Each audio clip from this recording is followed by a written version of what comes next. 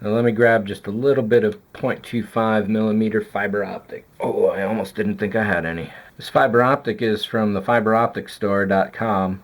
And if you've ever dealt with Paul, he's a really great guy. Got some really great prices on his stuff. Plastruck is the only other fiber optic supplier that I know of here in the States. And if you look at their prices, it's pretty freaking crazy.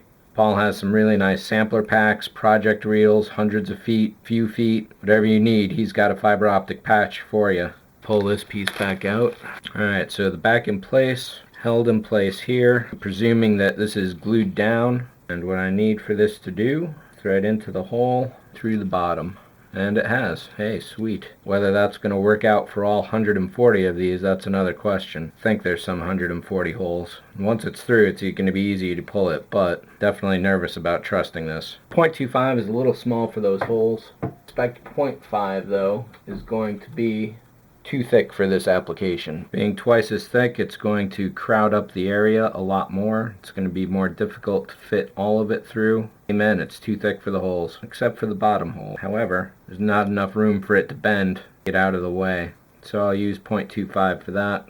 And again, that doesn't want to go through very nicely either.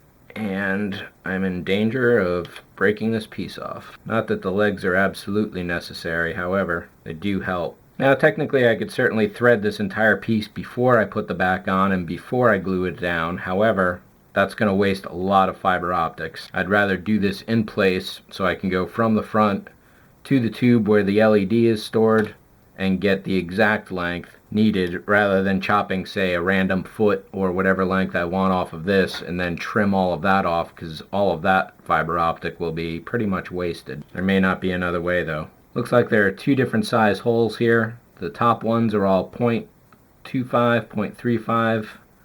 These bottom 4 or 5, however, are 0.5. 0.5 definitely doesn't fit through the tops of those. 0.25 looks a little small, so I suspect it's probably a 0.3 or a 0.35 hole.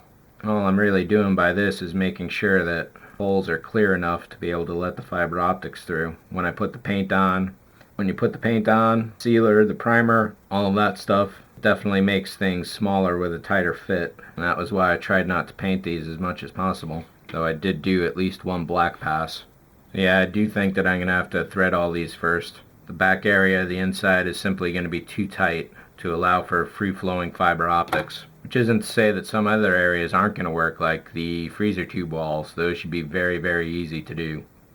But these little guys are just so tight and compact that we're going to have to do this the old-fashioned way. Holding this up to the light, looks like all the holes are clear of clogs. There might be a little trouble, but that'll be okay. At worst, I'll get a sewing needle and poke those free if they are blocked. So these will have to be fibered before they go on, which means this entire bundle is going to have a pile of fiber optics sticking out of it, which I'm going to have to thread through this area, which won't be too difficult. But this is probably going to be the better way to go anyway, I guess. These holes, however, I will do in place. I got a nice big straight shot straight through the floor, and that will work good.